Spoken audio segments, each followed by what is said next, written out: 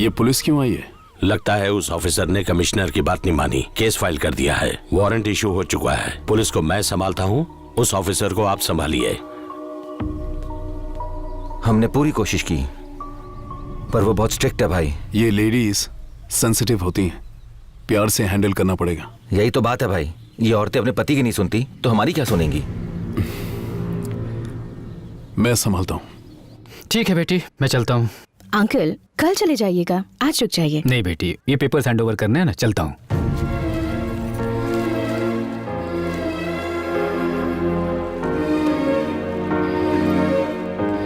मुन्ना, मुझे स्टेशन तक छोड़ दो बेटा, ध्यान रखना बेटी। जी अंकल।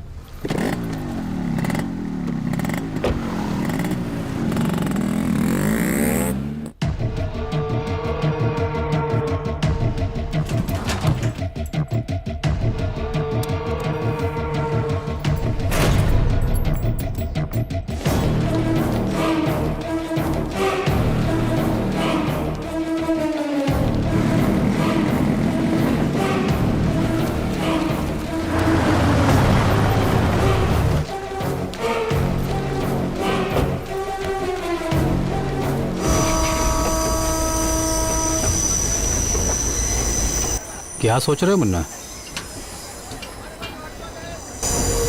कुछ नहीं।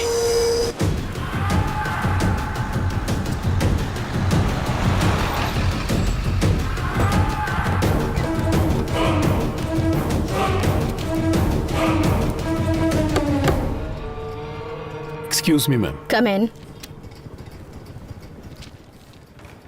शिवा, शिव शक्ति ट्रेवल्स। बैठिए। धन्यवाद। आप कुछ लेना चाहेंगे? चाय, कॉफी? आप जो भी मंगवा दें। रमन, ध्यान रखना बेटा। मैं भी चलता हूँ आपके साथ। तुम कैसे आ सकते हो? भाभी अकेली पड़ जाएगी। अगर अकेली पड़ती है तो पड़ जाए, उससे मुझे क्या? तुम ऐसी बातें क्यों कर रहे हो? क्या हुआ तुम्हें? वो एक चुड़ैल है चाचा। शादी होते ही भैया को मुझसे दूर कर दिया, यहाँ लाकर नौकर बनाकर रख दिया है, और अब पल्लवी को भी मुझसे दूर गांव भेज दिया है। वो बहुत बुरी है चाचा। अगर मैं यहां रहा ना तो वो मेरी जिंदगी बर्बाद कर देगी। मैं नहीं रह सकता यहाँ। मैं भी आपके साथ चलूंगा। मैं आपके लिए क्या कर सकता हूँ? मतलब मेरी बसेस छुड़वाने के लिए? टैक्स पे कीजिए और रूल्स फॉलो कीजिए तो हम बसेस छोड़ देंगे। मैं रूल्स कभी फॉलो नहीं करता। मैंने आज तक किसी से रिक्वेस्ट नहीं की, आज पहली बार आपसे कर रहा हूँ। और मैं भी आखिरी बार कह रही हूँ, मैं बस नहीं छोड़ूंगी। देखिए मैडम, आप बेकार में ही मेरे पेशेंस की परीक्षा ले रही हैं। और आप बेकार में ही मेरा वक्त बर्बाद कर रहे हैं। पूरा शहर शिवा के नाम से कांपता है। अगर मैं एक आरटीओ ऑफिसर से हार गया तो अच्छा लगेगा क्या?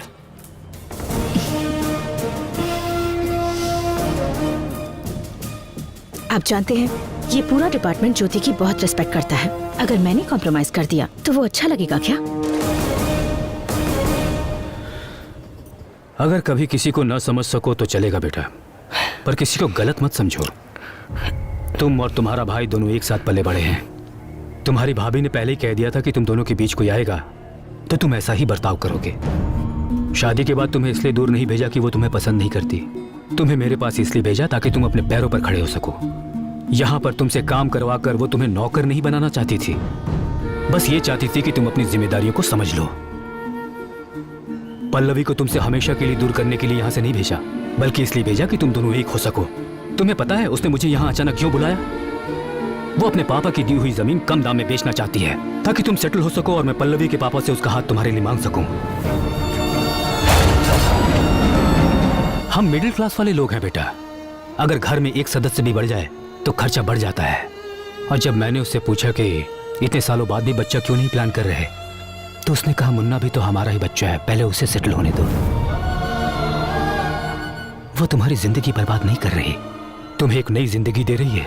तुम्हारी जिंदगी को खुशियों से भरकर उसे बेहतर बनाने की कोशिश कर रही है। रिश्ते कच्चे धागों की तरह होते हैं, टूट गए तो इन्हें जोड़ने में गांठ पड़ जाती है। इसलिए अपनी सोच को बदलो।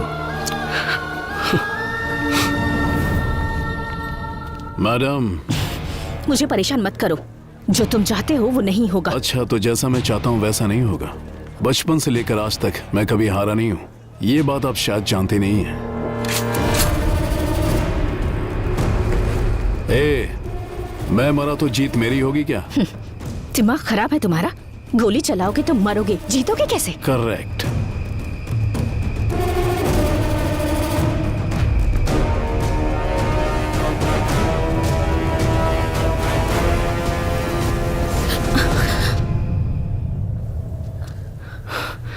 मुन्ना, तुम यहाँ?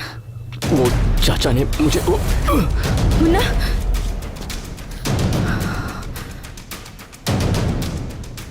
और अगर तुम मरी तो क्या मैं जीतूंगा? क्या कहा तूने? मैंने कहा ये घटिया औरत मरेगी तो मैं जीतूंगा।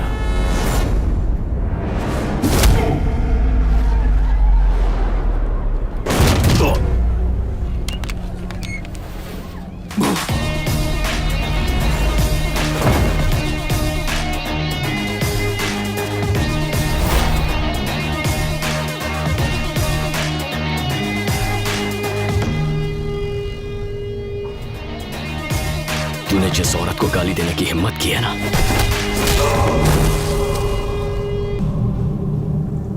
वो भाभी माँ है मेरी।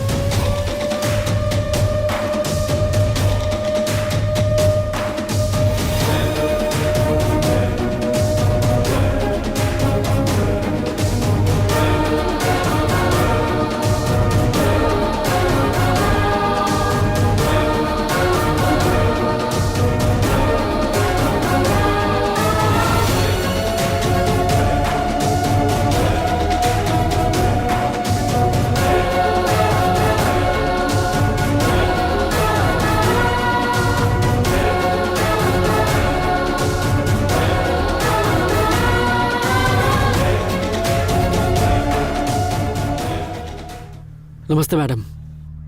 मैडम नमस्ते।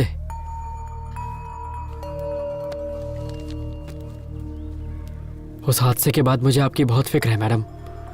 वो तो अच्छा हुआ मुन्ना टाइम पर आ गया, नहीं तो उन बसेस के लिए वो खून खराबे पे उतर आया था। मैं उस शिवा को अच्छे से जानता हूँ, वो हार नहीं मानेगा। आप मुन्ना को समझाइएगा मैडम कि वो संभल कर रहे, वो बहुत खतरनाक है।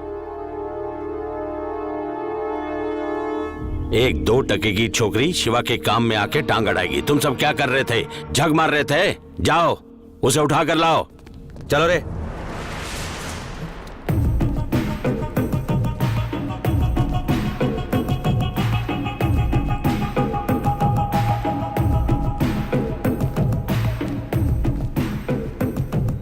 मुन्ना, वहां जो कुछ भी हुआ वो प्रोफेशनल इशू था।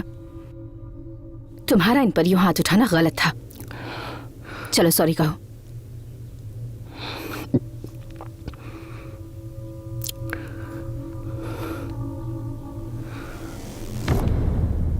सर, हम मिडिल क्लास लोग हैं। छोटी सी बात पर खुश हो जाते हैं, छोटी सी बात पर दुखी। रास्ते में अगर किसी साइकिल वाले से टकरा जाए और वो हमें गालियां दे तो लगता है जैसे इज्जत चली गई। हम जवाब देना चाहते हैं पर दे नहीं पाते, क्योंकि हमारे पीछे परिवार होता है। उन्हें कुछ हो जाए इस डर से चुपचाप वहां से वापस चले आते हैं। कभी उन पर अगर कोई मुसीबत आ जाए यह सोचकर ही मन घबरा जाता है। आपने भाभी को मारने की धमकी दी, मेरी समझ में नहीं आया मैं क्या करूं। गलती हो गई, माफ कर दीजिए। I am sorry. वहां दुनिया के सामने हमें मारा, अब सबसे छुप के सॉरी कह रहा है तो इसे छोड़ दें। ए सुबो,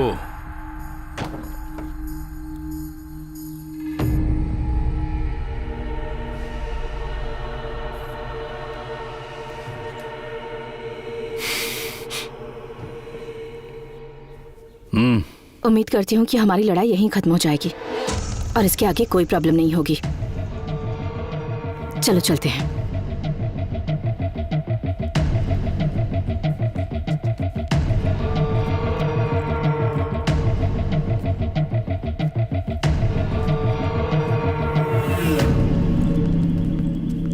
उसे ऐसे क्यों जाने दिया भाई?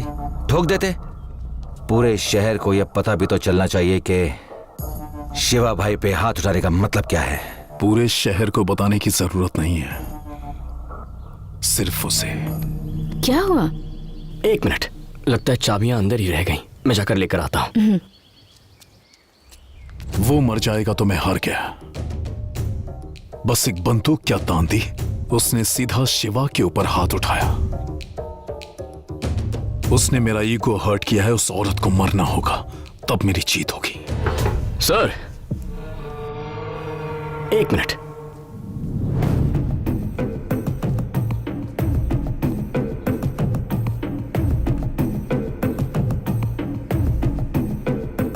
बात करनी थी। अभी जो एक्शन हुआ उस पे आपने कोई रिएक्शन ही नहीं दिया था। इनके चेहरों को देखकर लगता नहीं कि ये मुझे जिंदा छोड़ना चाहते हैं। इसे देखिए कैसे घूर रहा है। मैं तभी समझ गया कि आपका प्लान कुछ और ही है। आप अभी छोड़ देंगे फिर बाद में मार देंगे। बिल्कुल सही गैस किया है, लेकिन मरोगे तुम नहीं, तुम्हारी भाभी। हाथ मैंने उठाया, फिर उन्हें क्यों? तेरी गलती की सजा उसकी मौत है, और उसके बाद तू जितना तड़पेगा उसी में मेरी असली जीत होगी।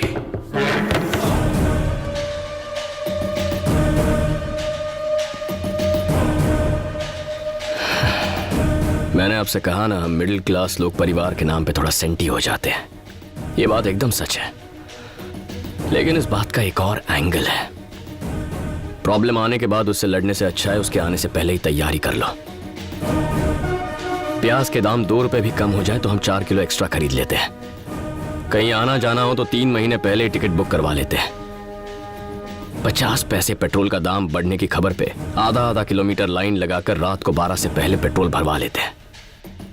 जहां हम ऐसी छोटी छोटी चीजों में इतना ख्याल रखते हैं, तो सोचो जब बात हमारे परिवार की हो तो हम कितना ख्याल रखेंगे। मुझे लगता है आप अपने प्लान्स को पूरा करके ही मानोगे। मैं भी आप ही के जैसा हूं, कोशिश करता रहे, मैं बचाता रहूंगा। बचाता रहेगा? कितने दिनों तक बचाएगा? पॉइंट है, तो चले टाइम फिक्स करते हैं। ठीक है, आज से तुझे मैं 20 दिन देता हूं। तुझे इतने दिन लग जाएंगे? चल 10 दिन।